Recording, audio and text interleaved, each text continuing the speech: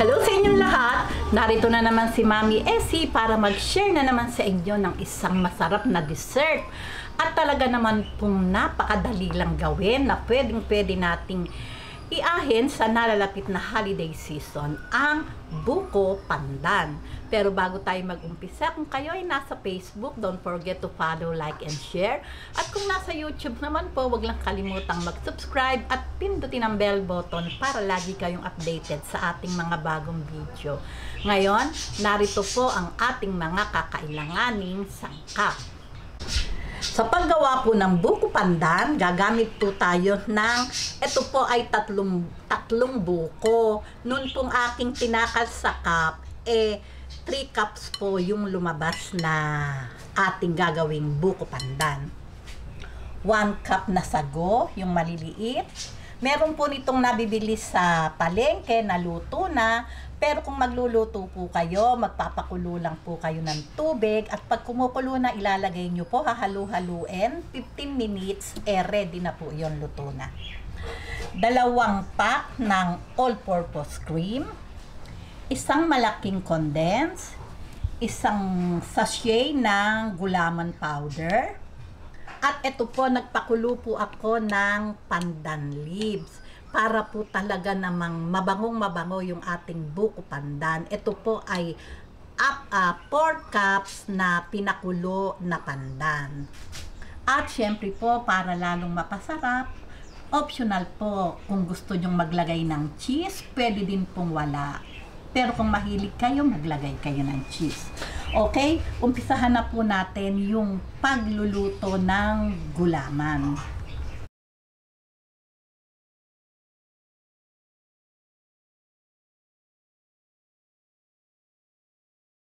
Lagay po natin ng gulaman powder, ang pandan water, 4 cups po ito. 4 cups lang po yung itutubig ko para po yung ating gulaman ay makunat. Tunawin lang po natin yung ating nilagay na gulaman. Ayan.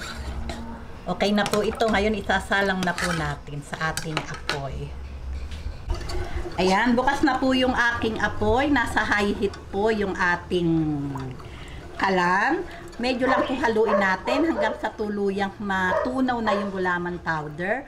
At hintayin lang po natin kumulo ng 3 to 5 minutes. Ay ready na po iyon. Babalik po ako.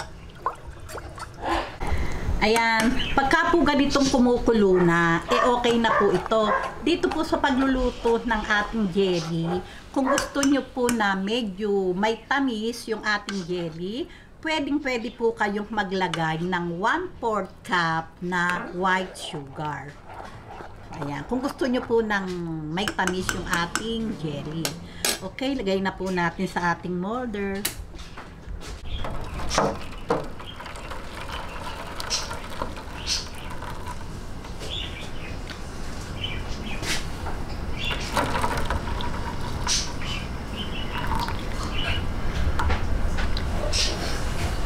Ayan, itabi po muna natin hanggang sa mag-set itong ating gulaman. Ayan, ngayon nag-set na po itong ating gulaman. Hihiwain lang po natin. Ayan. Ay, sorry. Ganyan lang po. Yan, hiwain lang po natin ng pa-cubes. At ready na po ito. Ayan. Ganyan lang kung kaliit o kalalaki yung ating gagawin.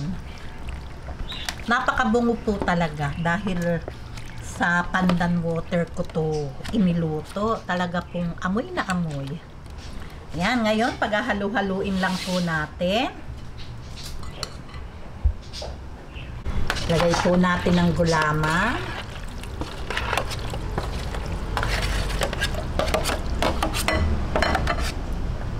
Ayan. Itong ating sago.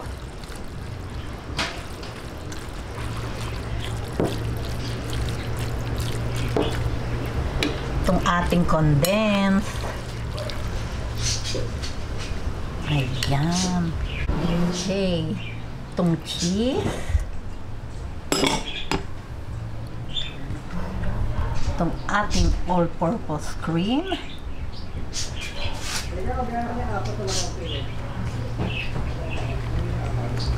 Ayan, dalawang cream. Mas maganda po talaga dalawa para po talagang creamy yung ating buko pandan.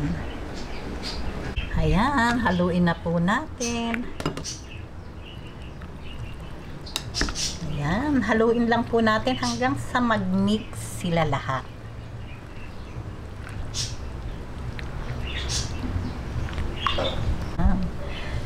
Ayan, ganyan lang pong kadali ang gumawa ng buko pandan. At pagkatapos po nito ay palalamigin lang po natin to sa ating ref at ready to serve na po ito. Meron na po tayong masarap na dessert sa nalalapit na holiday season. O, diba? O.